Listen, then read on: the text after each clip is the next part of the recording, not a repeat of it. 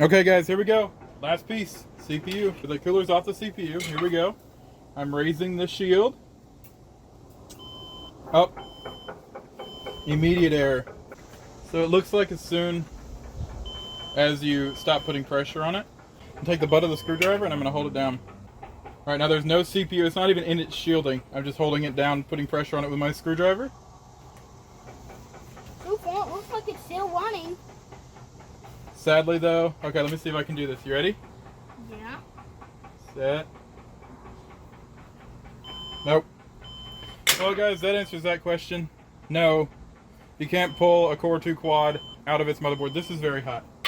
Out of its motherboard while it's running without the machine just immediately dying.